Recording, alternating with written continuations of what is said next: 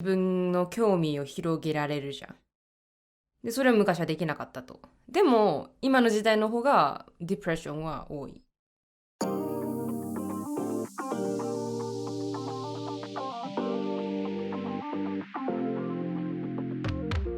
Welcome to the lazyfluency podcast, where we have casual conversations switching between English and Japanese so that you can learn from and with us along the way. I'm Joey. And I'm Miami. And the topic of the day is depression. Before we get into that, make sure to like, subscribe, follow, and or drop a review at our platform you're listening on. We appreciate the support. And with that out of the way, depression. If you're listening to this podcast, then I'm sure you know someone around you who's suffering from depression. It may very well be you. According to a Gallup poll from May of 2023, the percentage of U.S. adults report having been diagnosed with depression at some point in their lifetime has reached 29%. Gen Z and millennials specifically seem to be impacted the hardest, with about a half of Gen Z and a little bit over a third of millennials reporting that they feel stressed all or most of the time, according to a 23 Deloitte Global Survey. Today we're talking about depression, not for any specific news reason or anything of the sort, but something that I felt is just inescapable nowadays. I really feel like I talked about knowing someone around you. For me, it's like knowing someone around me who's not depressed, it seems like an impossible challenge at this point in time. And I kind of just, this isn't therapy. We're not, Imi's a student doctor, but, we're not psychologists, we're not psychiatrists. And we're not necessarily even offering solutions. This is more of a discussion about talking about the subject, our personal experiences, and yeah, how, like, what the last, since COVID, before that, years have been with depression. Imi, do you have any, like, is there, I also thought this was a topic we're talking about. Do you feel like this is an equally big issue as of late? まあ、大きな問題でしょうね。なんか、やっぱりコロナがあってさ、結構人との関わりもなくなって、みんな、うちにステイするようになってさ、多分それが結構大きいのかなっていうのはあったね。で、personal experience としてはすごく私も結構どん底っていうか2、3年前は本当にもう毎日いや今死んでもなんか全然問題ないなって。でも死ななかったのはなんか死ぬ別になんて言うんだろう、勇気っていうか別に自分から死のうとは思わなかったけど、でも死んでも構わないなとはずっと思ってたな。で、そのディプレストになったのはなんかまあファミリーの問題だったり、人との関わりがなかったり、あと学校の勉強のストレスがまあメインかな。もう大変。ねなんだろう、そのディプレストの時はなんか目に見えないなんか大きな不安っていうか、何か重いものがすんごいのしかかってきて、でなんか気づかないうちに泣いてるの。何か知らないけど Yeah. 涙が溢れてくるみたいなっていうのが結構あったね。Yeah. I definitely, what's it called, when I experience, I guess, bouts of depression, I tend to not, I guess there are multiple ways people deal with them, but for me, it's more like I like load my plate up even more with things I'm doing, if that makes sense, whether it be work or anything really, so that I don't have any time to let depression take hold. I do think like with the pandemic, it reminds me of something which I still have not discussed to this day, which is like the Hikikomori episode. We'll see when I decide when to do it. It just, I told you, it's just so much like if I were to do it, then I just want to have it be a certain way. So that's why I haven't done it. But one thing I do remember, a quote when I was researching Hikimori was from a researcher, psychiatrist called Saito Tamaki, which I don't necessarily agree with all of his perspectives on the matter. But one of the things that he said that I found interesting that relates to the pandemic was he said like a lot of hikikomori, they feel like they can become anything. And then they realize the restrictions society has, and they realize that there's no path they want to take. And therefore they decide not to participate. That's a paraphrasing of a Japanese quote that I'm remembering from the top of my head. But with the pandemic, I felt like that really did that to everybody, where people realized like they didn't like the jobs they had, they didn't like the relationships they were in, they didn't like the path that they were going on, and a lot of people wanted to fix it.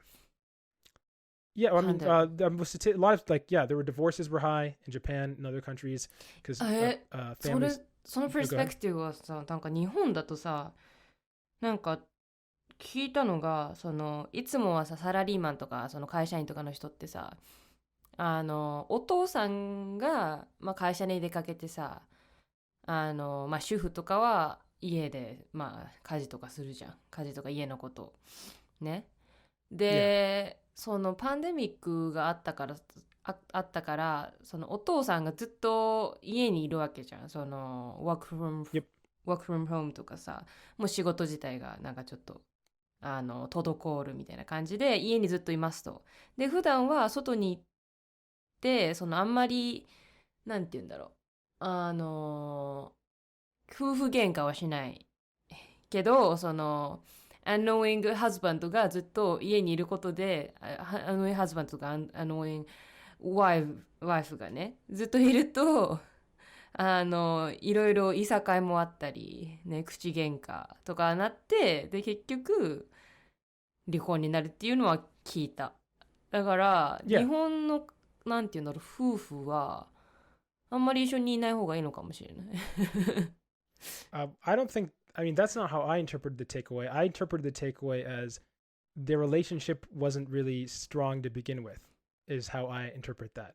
But maybe that's my American understanding of it. 最初の始まり。Where if interacting with your wife or husband makes it so that your relationship completely falls apart, I feel like there are more fundamental differences.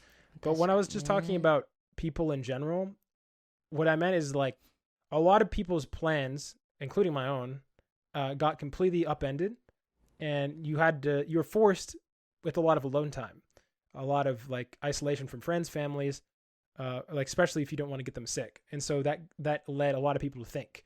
And sometimes thinking is a powerful demon, in terms of like negative thought.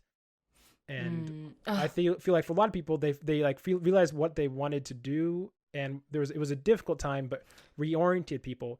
But I really feel like what happened, like I was listening to a story about how recently in the news that a lot of jobs are actually pulling people back into work, and it's like 30% of jobs or something that previously were doing full like work from home are now starting to require people to come back in. And I feel like with a lot of people, whether it be my friends, family, extended family, acquaintances who are all suffering from depression, I just feel like it was they had all these ideas and goals and things that they could do once they reoriented themselves, and then realized that wow, reality kind of sucks a lot sometimes.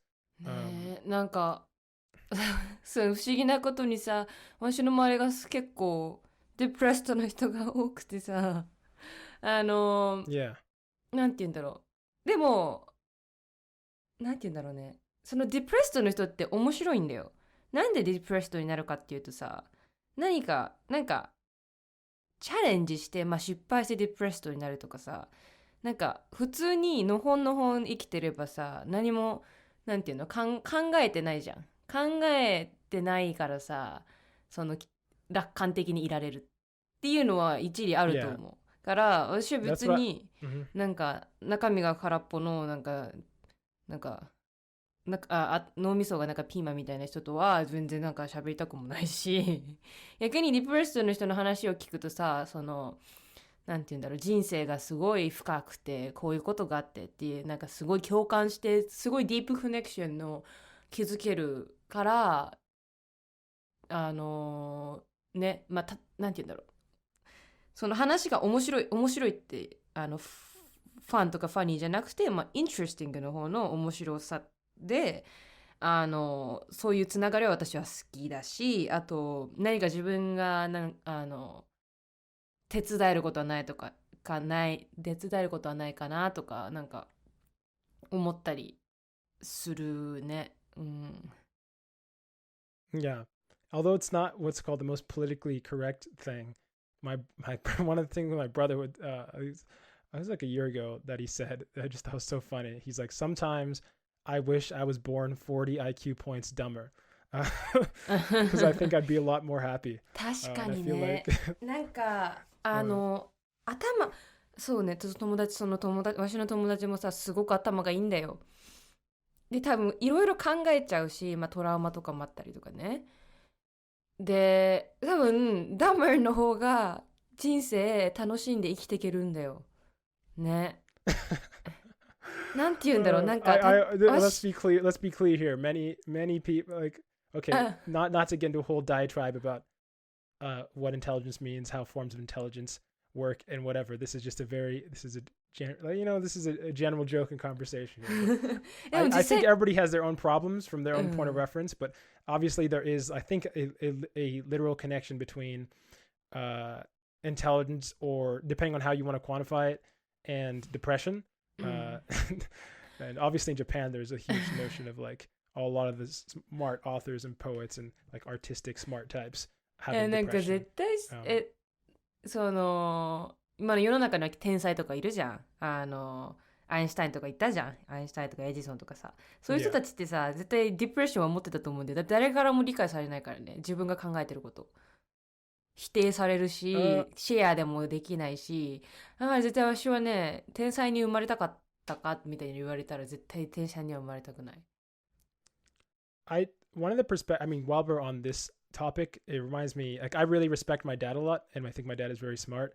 But my dad, from his own perspective, said he grew up, he was like a family of 9, and he was like a farming family. And from his own perspective, you know what I'm saying, he's very old. I'll tell you, my dad is very, very old. And he discusses how he feels what you were saying earlier, but I feel like to a much stronger degree than I really believe like I could handle, where, because he was before like the internet, you know what I'm saying, like, well, way before the internet, and the most of his life was before the internet came up. And he said, like, yeah, you just realize that when you're in a location where everybody, he called them simple folk, like around simple folk, like that's the only people you have around you. And so you have to learn to like, you know what I'm saying, work with what you got. You can't go online and find a niche group of people like you. You have to find a way to make relationships around you meaningful, even if you feel like everyone around you is as dumb as a bag of bricks. That's an expression he uses. 今の時代ってすごい面白いよね。だってさ、そのイントロブーツとかさ、そういうなんて言うんだろう、ちょっと引っ込み思案の人とかねはさ、インターネットを通じていろんな人と会ったりとか、自分の興味を広げられるじゃん。でそれは昔はできなかったと。でも今の時代の方がディプレッションは多いで、なんか矛盾するっていうか、なんかつじつま合わない気はするよね。I mean, from in that one perspective, yeah, but there's like obviously so many other problems. そうだよね。 The more information you, like I said, there's this idea. I think that it seems like there may or may not be a correlation between an increase in information known and depression. It's like the less there's the expression ignorance is bliss, right? In Japanese too, right? 何でしたっけ？無知は幸せでしたっけ？無知はの仏、無知が仏でしたっけ？知らぬが仏？知らぬが仏。Yeah. でもこれちょっとね、これさ、私もさずっと思ってたんだけどさ、昔に生きてたら、昔って言っても本当に昔ね、全然文明が発達する前とか、多分ドクターストーン、いや、そんぐらいわかんないけど、農業ぐらいしかしてないじゃん。そういう時ってさ、鬱ってあったのかなと思うんだよね。でもなんか私自身はなんか何もしないと、なんか新しいことがなかったり、退屈だとすごく鬱に感じるんだよ。なんか何してんだろう自分みたいな。あとエクサイメントがないじゃん。その新しいことチャレンジするとさ、アドレナリンが出たりとか、なんか脳って常に刺激を求めてる気がするから、そういうことができない昔だったらどうなってたんだろうって思って、どうなんだろうね。あと石器時代の人とかね、なんかその骨持ってなんかなんだマンモス追いかけてるぐらいの時にそういう人たちってどうだったんだろうと思って、しかもあんまり周りに人はいないわけじゃん。その他の部族との関わりとかも多分限られてるし、まあそれこそなんだ食料とか洋服とか住むところ衣食住のまあサバイバル的なリスクとかもあるしさ、そう考えたら昔の人ほど鬱になったんじゃないかみたいなのは思ったりするけど、どうですかね。I definitely feel like the type is very different, right? Like, うん、if was it I always get it wrong. It's Maslow's hierarchy of needs. パブロ In フ。terms of 違う、パブロフは違うよ。Pavlov. なんだっけ。マズロー。I マズロ think ー。it'sマズロ yeah, Maslow. I don't. But where if you have no like security and shelter ー。そう or そうそう food, そう。those are 多 going 分 to そ be れ things that だ。you're obviously more 確かに。concerned about. うんうんうん。And as you get more and more security, もっとね、 then ハイヤー you の欲を then 求 yeah めるよ。you have うん other yeah exactly, and then you start to get some fundamental うん problems that I think is what leads to depression, where you're like, in theory, and I don't think this is the case in America specifically, because a lot of Americans are down bad. But this is, I think, there's at least a stereotype from an American perspective that I have of Europeans, which I'll just say hasn't been proven untrue as of yet, which is a lot of Europeans, especially in more developed like countries with more like equitable like everything, have a lot of depression, like to a degree that surprises me, where in theory, you know what I'm saying, if you had a checklist, you're like, okay, stable income, the job, the different degrees of satisfaction. I guess that's a big thing that, なんか hashtag さ、 capitalism. これなんか多分まあ似てるっちゃ似てるけどさ、お金持ちの人ってさ、ある程度のお金を持ったらもう何も幸せを感じなくなるとか言うじゃん。なんかある程度、例えばさ、まあ10億とかまあWell, 持 I っ think た it's ら specifically that, yeah, go ahead. 10億、まあまあドルでも何でもいいけど、そのその人にとってそこまでの上限まではすごく嬉しいんだけど、そのお金がね儲けてるってことが。けどその上行くともう何でも手に入っちゃう。なんか買おうと思えば違う国の家も買えちゃうし、クルーズ買えちゃうし、自家用ジェット買えちゃうしとかあるけど、もうお金で何でも買えます。でそれ以上のなんか幸せはないみたいなよく言うじゃん、そのリッチな人たちって。Well, I think the thing is, yeah, that there are what's it called, depreciating. Oh God, there's an expression for this, where at some point you're not going to get any more benefit from having more money in terms of your happiness after a certain point. But as we talked about earlier, when you don't have any money and you're missing out on a lot of stuff, then it will contribute to your happiness. I think something that's very hard for me to avoid in this discussion, especially when you're talking about money, and be like, wow, I have more money. Why isn't it giving more happiness? And I know that you're not as comfortable in talking about this like conversation, like discussion of capitalism and its effects on people, but I really feel like it's just so unavoidable. Like framing the problem of happiness is one, you're saying, why isn't money like getting me happiness? Is I feel like a framework that only comes when you have a mindset of like, you need money to survive. You need money to like, meet your basic needs. And when you frame the goal of life is acquiring money and like status, you know what I'm saying? And I feel like that's something that a lot of people are put into, whether or not they choose to or not. You know what I'm saying? I mean, even with you, like you talked earlier about how you are unsure about whether like where you feel confident about the field that you're going into, but your mom also that's the thing she wants you to do, right? Be a doctor. So you've talked about how it's hard to distinguish what your genuine interest like is, right? そうね。まあでも今はなんか別に嫌いじゃないし、まあどちらかといえばなんか面白いなと思うしね。Study medicine がね。So I like helping people だし、まあ将来もまあ見えてるっていうかだし、まあ別にまあいいのかなっていうのは今感じてるな。Yeah. I'm just saying for a lot of people, like, and a lot of people I know personally, they've done something that's been expected them for so long. And even I like the only reason I went to college was because it was something that I was expected to do, if I'm being honest. I really wasn't, I've always been very interested in a whole bunch of different things. That part of my personality hasn't changed at all. But the only reason I went to college specifically was because it was something I was expected to do. And the college I got into, it ended up being a good college, like one of those like very competitive liberal arts colleges or whatever. But the only reason I went there was almost by pure chance. And I almost did no research because I'm like, wherever I'm going is fine. I'm not particularly interested. Like, I know that's a very different mindset from you growing up. But that was my mindset. And I was like in high school, my like last year of high school, I was running like a strategy and games club. I was running and then also like participating in sports and a whole bunch of extracurriculars. So my interest in a lot of things was there, but then I just went to college because I felt like I had to. And then during like it was like, I think I've talked about multiple times, like it was my senior year that really almost was like my pandemic before the pandemic, which all ended up getting hit by the pandemic, where it made me reevaluate exactly what I want to do. And what I enjoy doing. And then like the 2 years after that, there was a lot of experimenting, and I'm still I think in that stage as well. Except this time I feel like the issue is less me knowing what I want to do and more of now trying to not be dead broke, basically.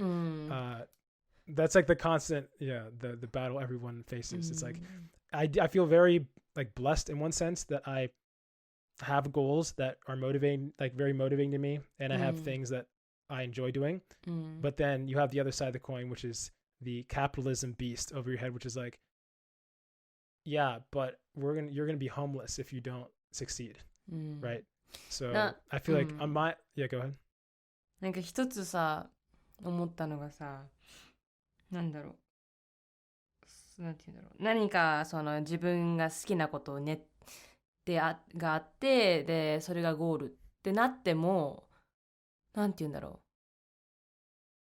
う、ディプレストになるチャンスは全然あるっていうのはすごく言えると思う。例えばさ、ジョイがさ言ってたけど、なんか You had many goals だったじゃん。その日本語とか、ね、トラック&フィールドとかね、なんかゴールが目標、なんていうの、具体的な目標があっても、なんかそれに集中してなんかとらわれると、それしかなんていうの、人生がないって思っちゃうと、なんかモノトナスになるんだよ。それしか見えてないから。でそれが、ディプレッションになるっていうのは結構あると思うんだよ。私自身もうテストでもうほぼ勉強しかしなかったんだよ。勉強の合間に外行ってランニングをして、気持ちを落ち着かせる、頭をクリアにする。でそれがもう私がランニング始めたきっかけなんだけど、もうそれしかやってないから、なんて言うんだろう、本当にモノトナスで楽しみがない人生になるんだよ。多分これ but for you, I think this is go ahead, sorry. 何? I feel like a big that I would also agree that although I would say during my year, I call my seniors, it was kind of hell. It was like a year, literally every hour was planned from like 6 a.m. to 10 p.m. for a year consecutively throughout the summer, throughout every break. And I was always doing something. And I barely had time to think, but I also definitely felt the immense stress and like you were saying. And I wasn't able to achieve a lot of my goals, and some of my goals became literally impossible to achieve because of the pandemic. And I'm happy that I had that experience as well, because I think I was able to test my literally physical and mental limits. But once I was done with the term, I had the most incredible, it was weird, the most incredible release of stress I've ever had in my entire life. Like when I was done with my last term, I don't think I've talked about the podcast, but I walked outside my house and just looked up the sky and had the most like crazy anime villain. I just started like hysterically laughing. And I don't know where it was coming from. It was literally just stress relief, where this was probably for like 15 minutes. I literally couldn't stop myself. It was like involuntary. But the thing after that, the month after that, I felt so like loss of direction. I had no clue what my plan was, because like some of my goals I achieved, some which I'm happy I did, and then some of my goals were cut out from under me, and then it's like done. You're like, okay, now what? And I feel like for a lot of people, the COVID was the now what. And so for me, the thing I've been trying to do is, one, I'm still in the phase of trying to not be broke. あるよね。But also, like, I feel like establishing the fact that you are able, like, if the process is enjoyable and healthy, then like that's also the other difficult part is not, I mean, there's a lot of parts with different personalities, why people get depressed, like different, like, you know, childhood trauma or different dispositions to being like susceptible to depression. So, and obviously there's clinical depression and this whole separate thing. So we're talking about depression in a lot of different forms. But I'm saying that for me, like, it's both a balance of having goals that I believe in and I actually want to achieve, plus a balance of having a daily life that I find enjoyable, that is balanced with a bunch of different stuff. Plus not being broke. And that's the hard part. なんかさ、デプレッションの時ってさ、ゴール見えてる人もいれば見えてない人もいるじゃん。で、その、なんて言うんだろう、見えてない、そのこの先どうなるかわからなくてさ、そのゴールを見つけようとしても見つけられない、やりたいことを見つけたくても見つけられない、もう何してるかわかんないし、あとなんだろう、その私の友達は今barely生きてるみたいな感じの人がいて、なんかそういう人たちってどうすればいいんだろうなっていうのは、なんかこのね話を聞いてなんか考えさせられたよね。なんかどうすればその状況がマシになるのかなっていうのは何かある。そうなんかね。I mean, obviously, I have like ideas that I think work for me or people who like me or in a situation, and I don't know to what extent they work for me. But obviously, I'm not a therapist, and it's more complicated of a thing than like taking medication as well. I've listened to, like, from what I've seen, as well as like listened to from different people on the topic. Like, medication can for some people it can be good. For some people, it can make it worse, depending on exactly a bunch of different factors. And for some people, it has middling effects, but they also now have a weight problem on top of their already depression, and it didn't solve the problem. So yeah, the mind is a very complicated thing. And I feel like when you were talking about earlier about, the other thing I didn't mention, which is what did people suffer depression before? And I always think of, when I think of that question before, I always think of what it might have been to be like Socrates back in the day, where you are probably dealing with, most people probably can't read around you. Most people probably, by our modern standards, would be considered very, very, very dumb. But then you're just like this genius in the middle of all that. Or like you were saying earlier, but I do still feel like it's all about a frame of reference, right? If you don't know what you don't know. And so if you don't know what you're missing out on, then you're not, it's like the ignorance is bliss thing. 違うんだよ。What I was saying は、なんていうの？やることがないとすごく bored になるじゃん。No, but you have やること, which is like survive. My point is, back in the day, your thoughts are, like, you know what I'm saying? You serve food, water, like my children keep dying, have more children. You know what I'm saying? Go to war. Keep fighting battles. There's still plenty to think about. It reminds me, there's an anime about this whole idea that you said, Shigeki, called Fumetsu no Anatae, which literally the whole point is about a being that starts as a rock, and like an immortal being that starts as a rock and then slowly experiences more and more things through different generations of time. So I feel like if this idea sounds interesting to you, you should check out Fumetsu no Anatae. 宣伝するな。Yeah, To Your Eternity is the English translation.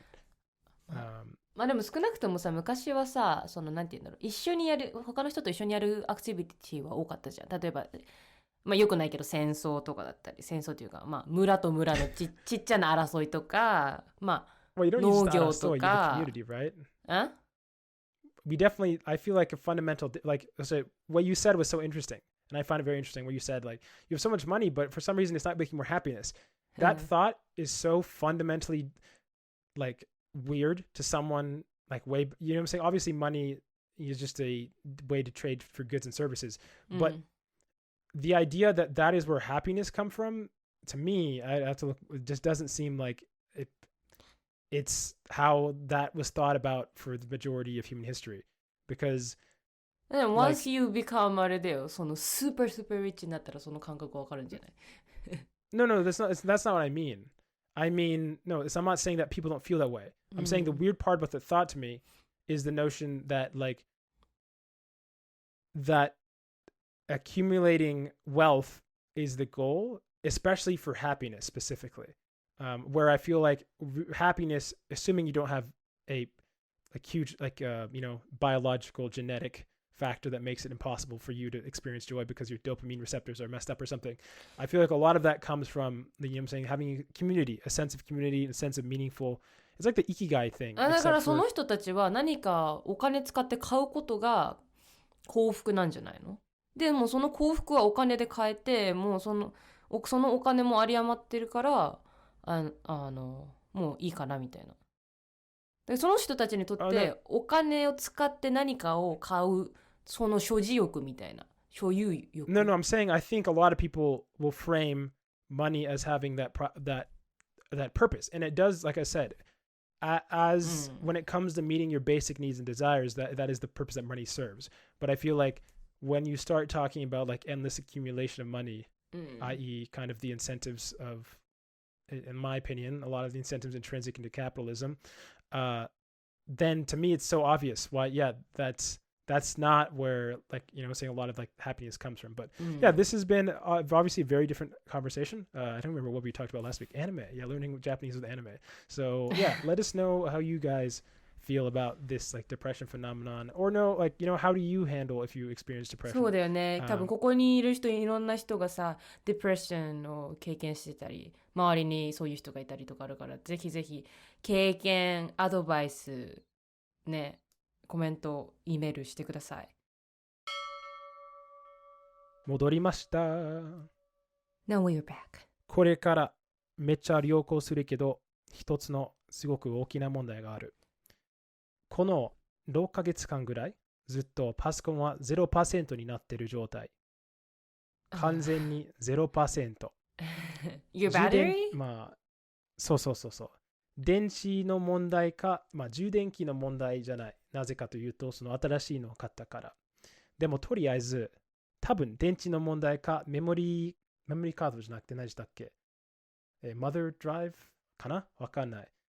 なんかの問題あるはずなんだけど、それを直す、今、その問題を直す、なんていうか、お金あるけど、同時に、その暇な、なんか、なんていうか、毎日パソコンを使ってるから、そのパソコンをなんか1日間ぐらい直してくれる時間がないってこと。直してもらう時間がない。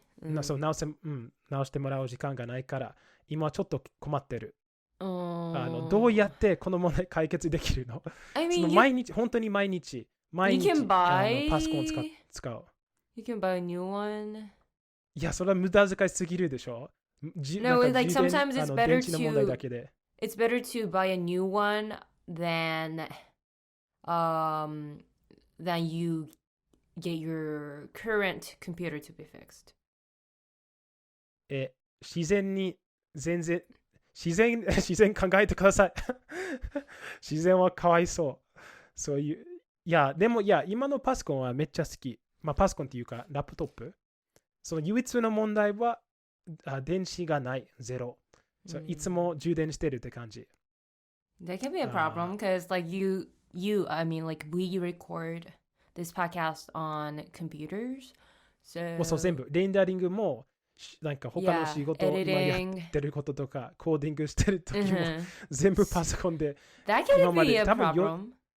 そうここの 4年間この問題あったんだけどこの前の6ヶ月ぐらい多分以上ずっと 0% だった。普段は1ヶ月ぐらいは 0% で次のなんか来月になるとなんか自然に自動的になんかがあって、なんていうか0% から70% に上がって、で、そのなんか3ヶ月前、もう一度0% になるんだけど、この場合だと、本当に6ヶ月間ぐらいずっとゼロ。その充電器が外すとオフになる。そのすごく長いのなんかメインチャンネルの動画を作ってた時も、少しだけ動くとパソコンは消えてしまった。I mean, that is so mental energy consuming ストレス。problem because yeah, you have to constantly like be worried about your computer and then まあ、充電器を新しいのを買ったからその問題ない。 I 今 mean の時 like 期でその問題がない。you can't like live without that computer and then it's like you そう Maslow の欲求あんじゃん。その the bottom is your computer じゃない for マジ you で so yeah I mean それ大変。それ you どうしよ gotta う。 buy a new one いやいや、それは無駄遣いしすぎ。無駄遣いっていうか、何でしたっけ？ no Shockox 無駄遣い can buy you a computer もったいない。もったいない。そうもった you いない can ask Shockox なんで諸国さん I don't know いや、というか、自分のパソコン今好き。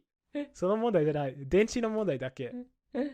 でも調べたのは、新しい電池とかを買っても、この問題は簡単に直せないらしい。なぜかというと、そのずっと充電してるままパソコンを使うと、電池は悪くなる。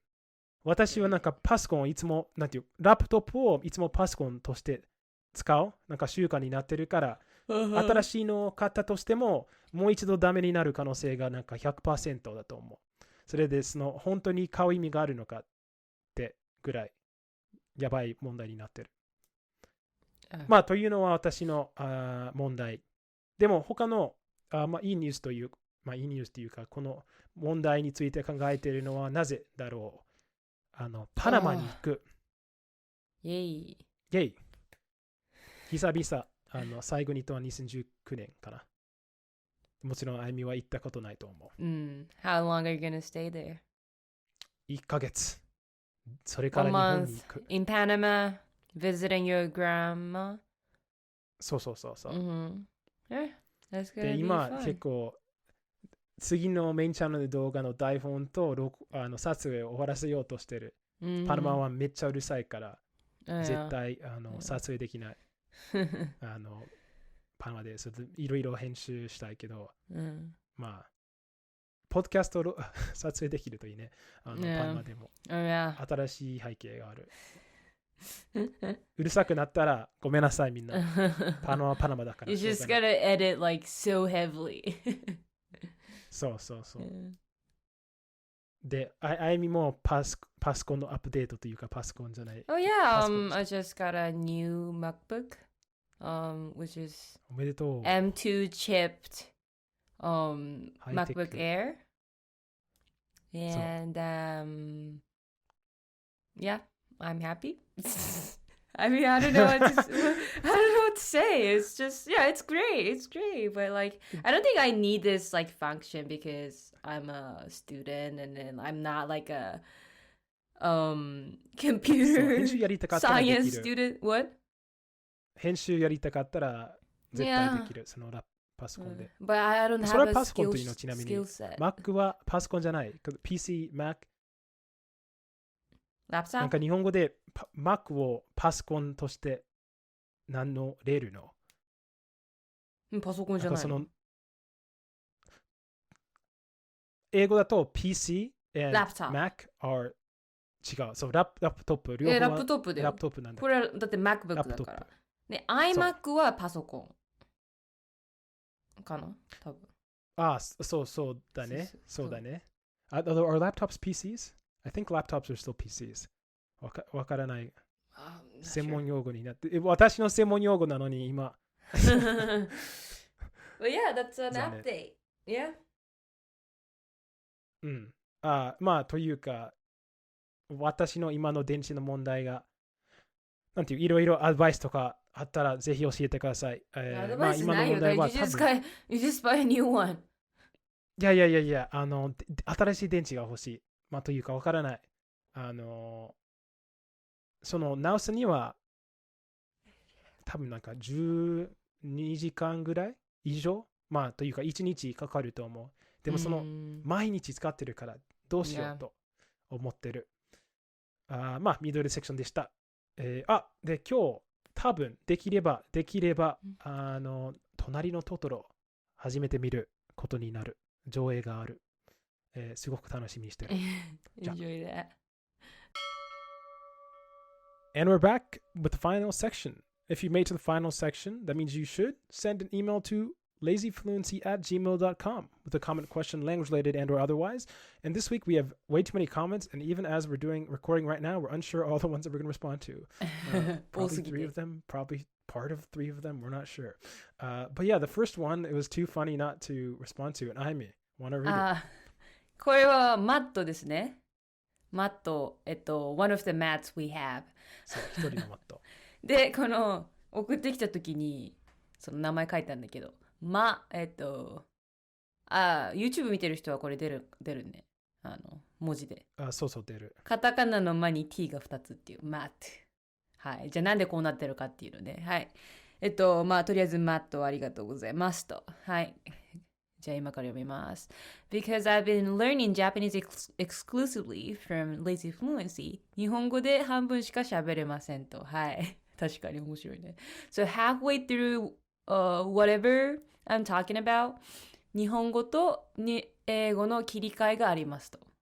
だから、アニメで学ぶのが愚かわかんない。愚か。Because as you can clearly see, your chosen method can drastically affect your patterns of communication. As always, thanks for this super podcast. はい。いや、いつもありがとうございます。確かにね。でもなんか、私も喋るときに I don't think, okay, to be clear, I don't think he's actually speaking in English. 多分ジョークだと思うよ。Yeah. けど、なんか、最近結構今、学校に留学生が来ててさ、結構英語でなんていうの、毎日英語を使ってる感じだからさ、本当に日本語が出てこないときあるの。しかも英語の方がこれ合ってるだろうっていうさ、フレーズとかワードとかもあるじゃん。だからさ、普通にごめんなさいとか言う時もなんか sorry とか言っちゃうし、なんか昨日実家に帰ったのね。でさ、ご飯食べに行ったの、parents とあとグランパーとね。そしたらそれでさ、なんか受け取る時にお店の人、レストランでなんか料理運んできて、なんか置いてくれた時にありがとうが出てこなくて、なんか thank you って言っちゃったんだよ、普通に。だからなんか出てこないよねっていう、それだけの話。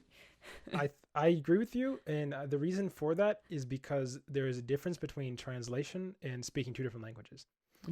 Where in translation, which is really what is especially when you're talking to someone who, well, there are multiple situations. Like for me, it happens so often where somebody will bring up oh, what's this in Japanese, or what's this in English? And the same thing I think happens when you're switching back and forth, at least initially or sometimes, where you had something you want to say, and you know what I'm saying, you have your core idea, and I don't know whether, you know what I'm saying, it's like your core idea or thought isn't in a language. It's just something you want to communicate, and then sometimes it comes out in the language that the other person doesn't speak, and then after you accidentally do that, you go, wait a second, I need to bring this into the language they speak, and then you're actually playing a game of internal translation instead of just speaking and thinking in the language you're speaking in, and then I feel like that can it can slow you down, and it can also make you say more unnatural things because you're trying to be accurate to your original vibe that you had in your soul.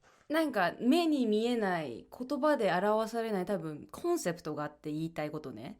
それをアウトプットするときにどっちのレーンで行くかみたいな、その電車のさレーンがあってさ、こっちをオンにするときにピキってなるじゃん。それがなんかこうなったりして、ちょっと変な風になるみたいなね。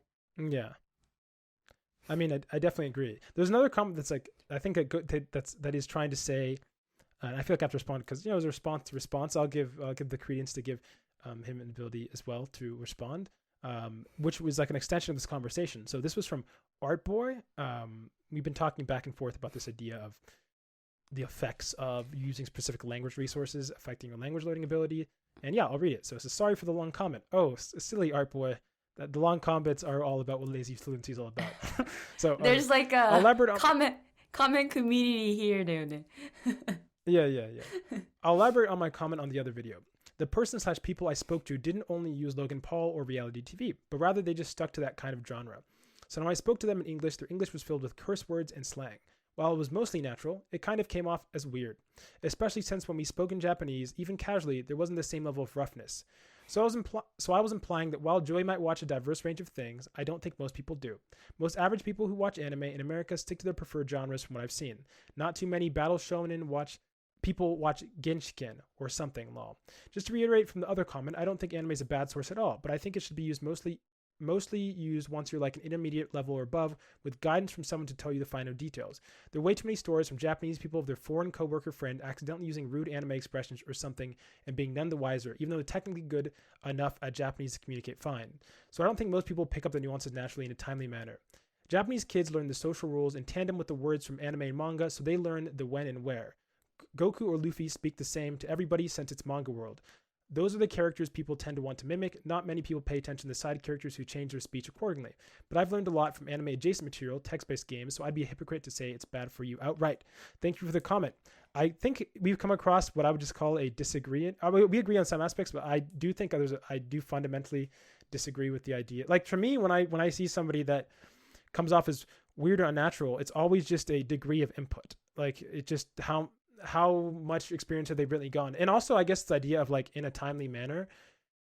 What happens when someone calls you out because you were rude to somebody, and then you have to like, oh wait, that word wasn't from anime? That's kind of what I meant in my video when I said like, don't worry if you have to speak with people and for some reason you've only been watching anime as in one genre of anime and you're only mimicking one person in all the experience. When you talk to real people, you'll learn what not to do. And to me, it's a perfectly valid way to learn for someone to call you out and be like, bruh, you can't say boku da ze in the middle of a like formal meeting. That was so funny.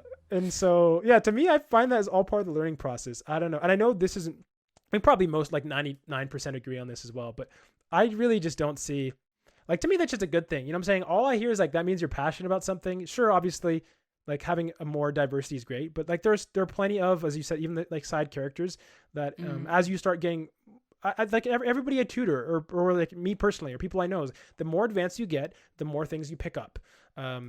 And the more things that you get interested in and the more difficult things you want to read or listen to. And even within one genre, like there's so many other, like I think the Crayon Shinchan example was good where you like, maybe it won't be the first person you're mimicking, but you don't even have to be mimicking directly to get an idea of how to use something. But I mean, so maybe we do agree mostly. And you said you're using text-based games. I've used pretty much every form of Japanese, like video game, anime, novel, light novel, textbook, whatever. So it's hard to say where my Japanese comes from. I mean, obviously big influence I think would be Ayami because you just talk so much. But also some of my like I think current Japanese speaking habits are coming from my listening to English, specifically from listening to other podcasts where I listen to how they speak, the tempo they speak. I've been trying to reduce like a lot of like anos, other stuff, regardless if that's natural or not, because I like how it sounds. I feel like it's more listenable. So I feel like that's another interesting thing is how that's listening to English has actually affected my Japanese. But yeah, I think we mostly agree, but I just wanted to, I don't know if you had any ideas on that or any thoughts on like more expanding thoughts. This was kind of, conversation back between me and Art Boy. And I really appreciate the thoroughness of your comment as well. Okay.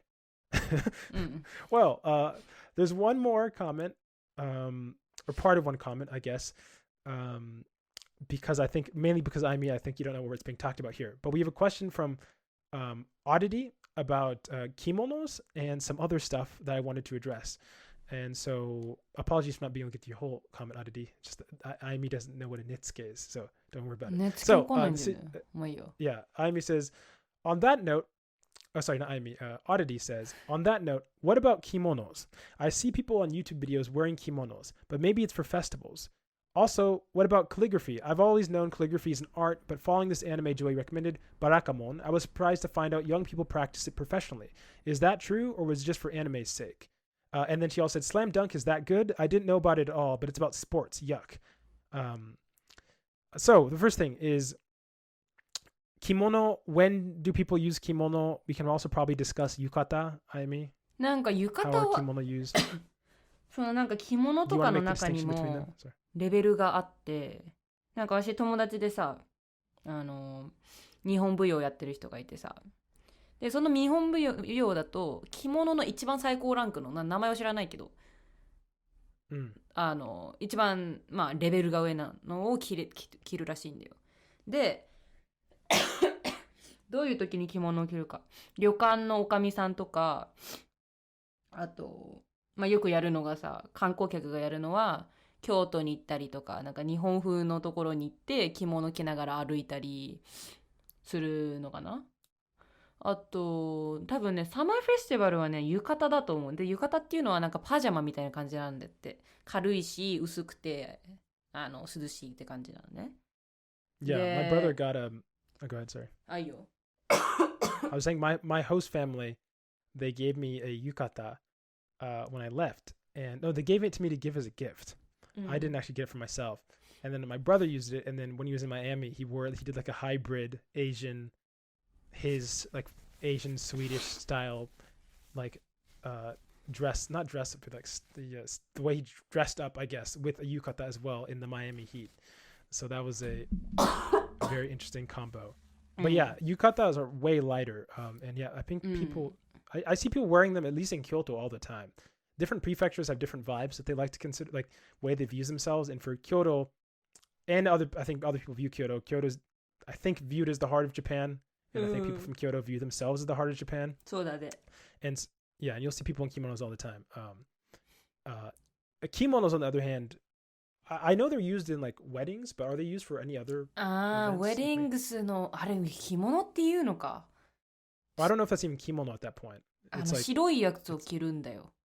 日本の。It's like the 13 layered whatever. 13もないと思うけどね。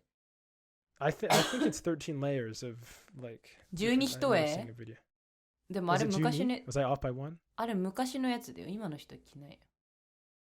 Okay, well, what did they do with the white dress? Well, you're talking about the American white dress? I'm not talking about that. I'm talking about 違うよ。日本式のウェディング。あれ、お寺でやるやつ。なんか白いなんか変なのかぶって。Ooh, interesting. お寺 not 神社？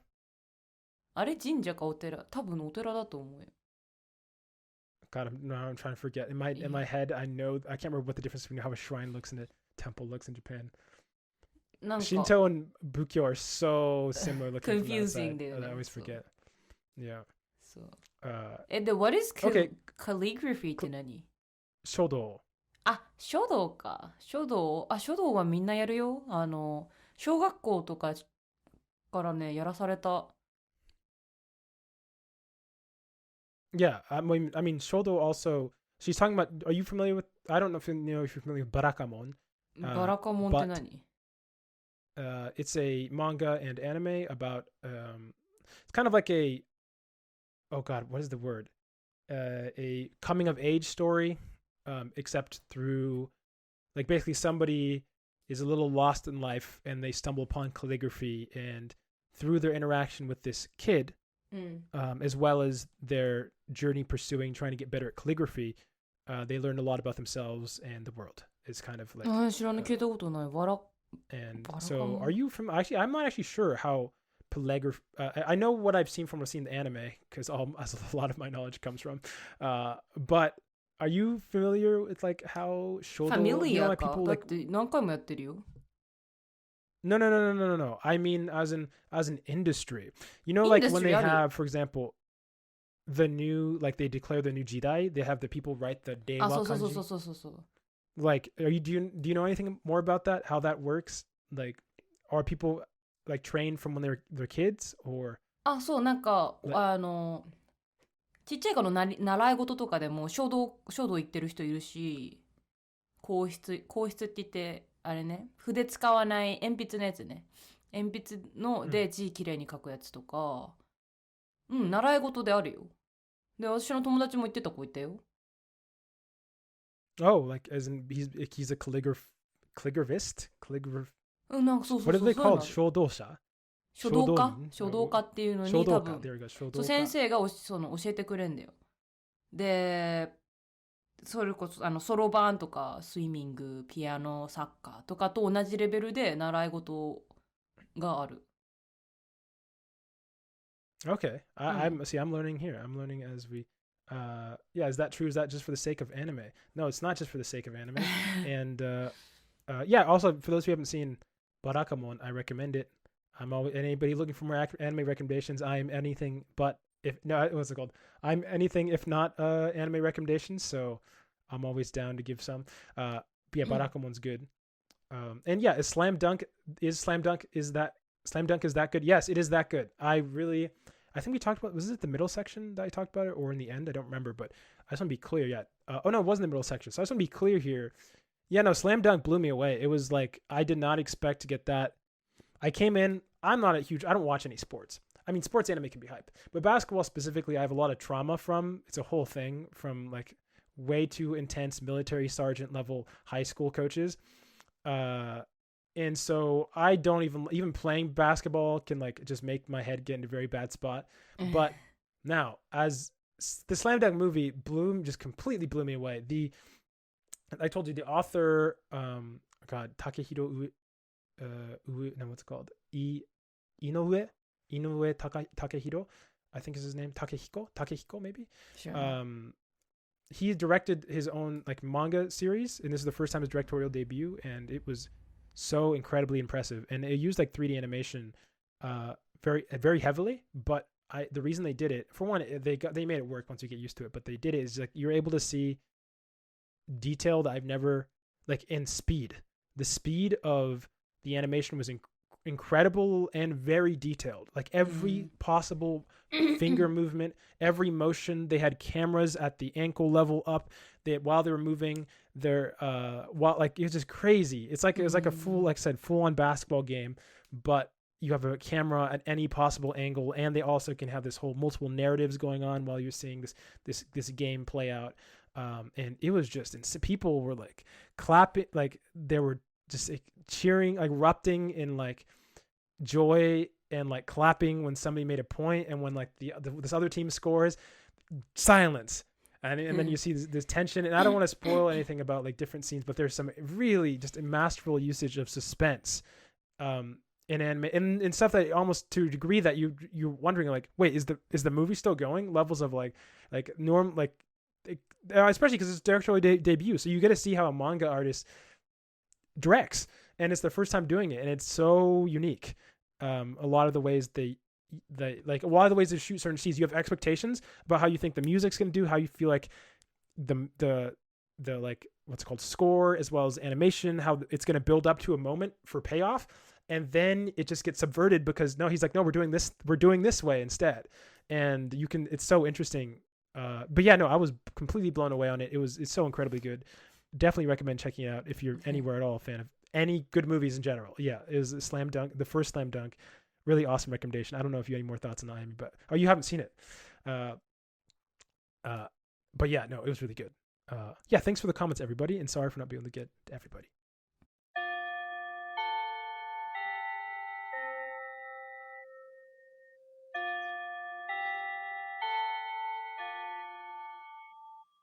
That bell means we reach the end of today's episode. Thanks for joining us in another lazy conversation towards fluency. If you have any language-related questions and are just looking for general advice, send an email to lazyfluency@gmail.com, and we might respond in the next episode. Also, make sure to check out our podcast on YouTube, Spotify, Apple Podcasts, Amazon Music, and more. We'd appreciate the support. This has been Joey. And Ayami. Signing off. じゃあねー。